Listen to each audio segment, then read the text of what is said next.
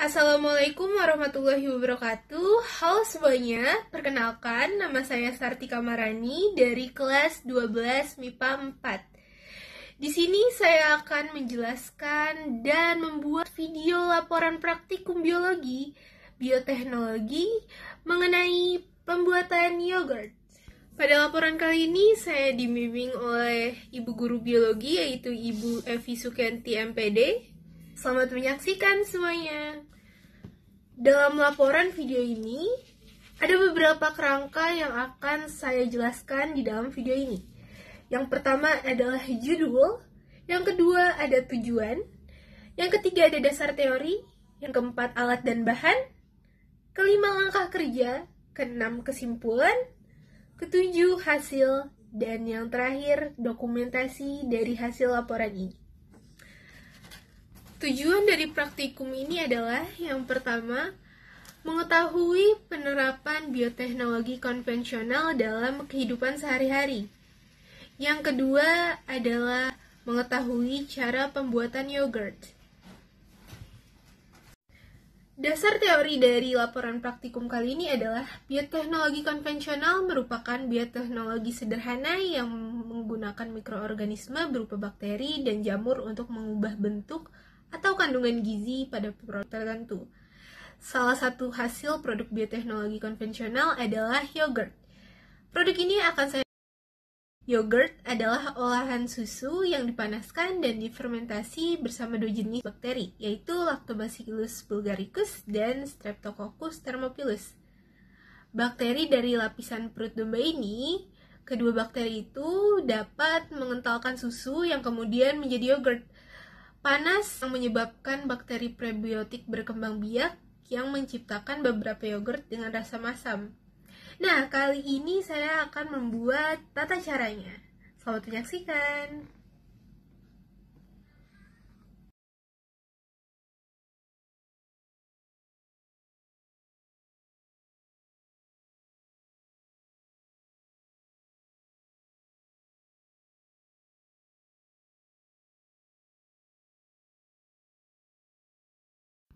Yang pertama adalah proses sterilisasi alat, yaitu dengan mensterilisasikan wadah yang akan mewadahi produk yang akan dibuat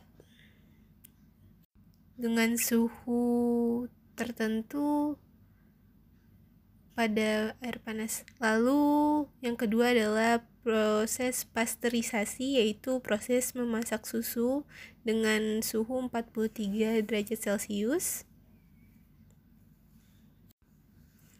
Kemudian susu akan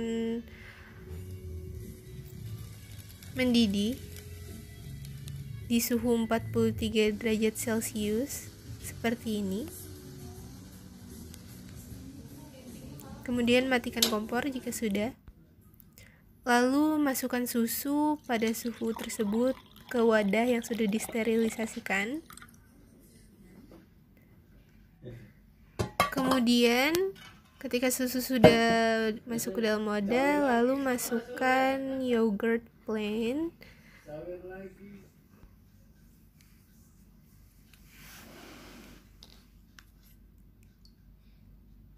Masukkan yogurt plain ke dalam susu yang sudah dipasteurisasikan dan masih pada suhu 43 derajat Celcius, lalu kita aduk.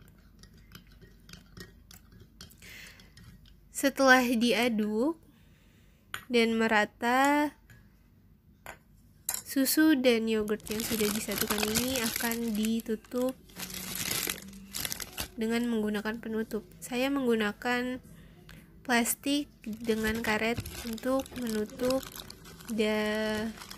dan membuat suhu tetap pada suhu yang lembab.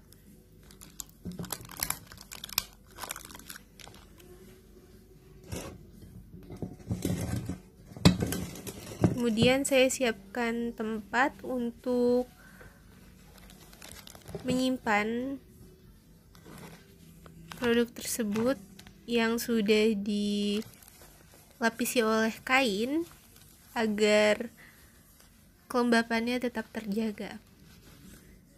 Setelah dilapisi oleh kain, masukkan ke dalam wadah apapun itu dan ditutupi lagi dengan kain. Kemudian kita taruh di tempat samping kulkas karena memiliki suhu yang stabil dengan kelembapan yang tetap sama.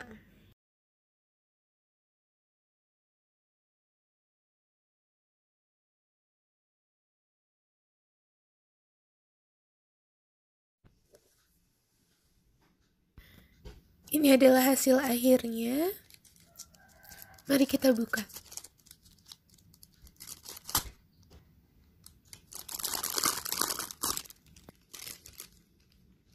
Ini dia hasil akhirnya. Yogurt terlihat sangat kental. Mari kita buktikan. Yogurt tidak jatuh. Itu membuktikan bahwa yogurt ini sangat berhasil. Pembuatan yogurt ini sangat berhasil karena hasilnya pun sangat kental. Tekstur yogurt yang kental ini membuktikan bahwa percobaan yang saya buat itu sangat berhasil dan langkah-langkah serta tata caranya pun juga sesuai dengan percobaan. Kesimpulan pada laporan praktikum saya kali ini adalah pada percobaan pembuatan yogurt digunakan bakteri starter yakni Lactobacillus bulgaricus dan Streptococcus thermophilus yang berada pada yogurt plate yang saya gunakan. Proses pertama adalah pasteurisasi yakni pemanasan.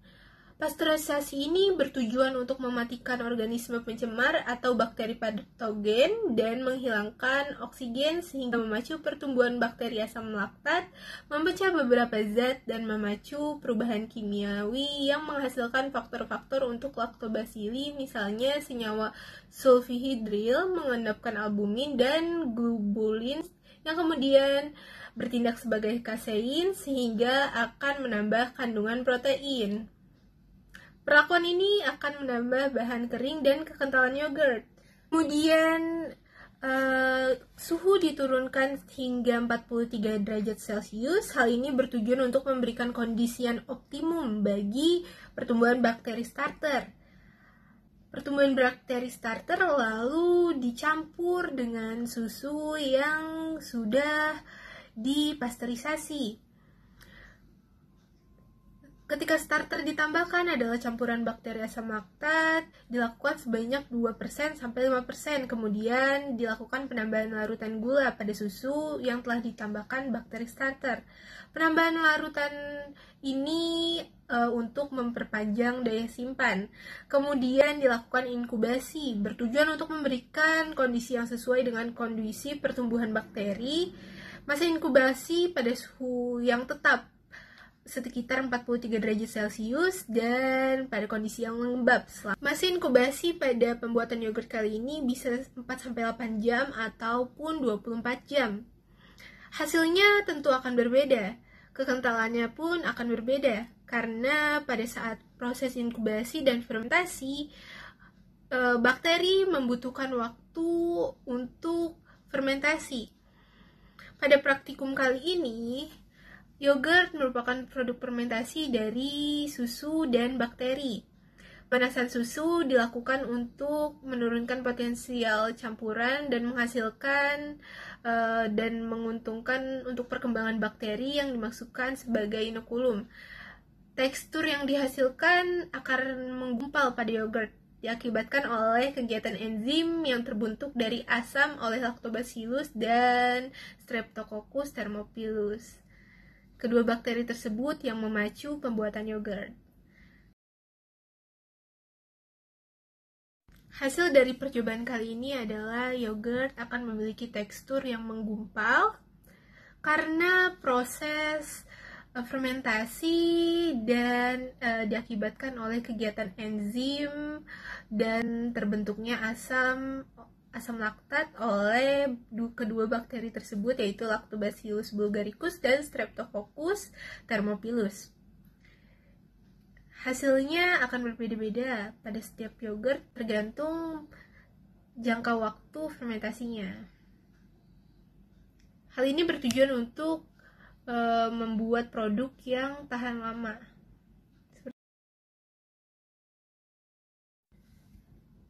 Sekian pembuatan laporan praktikum bioteknologi konvensional dalam pembuatan yogurt dari saya. Mohon maaf bila ada kesalahan. Wassalamualaikum warahmatullahi wabarakatuh.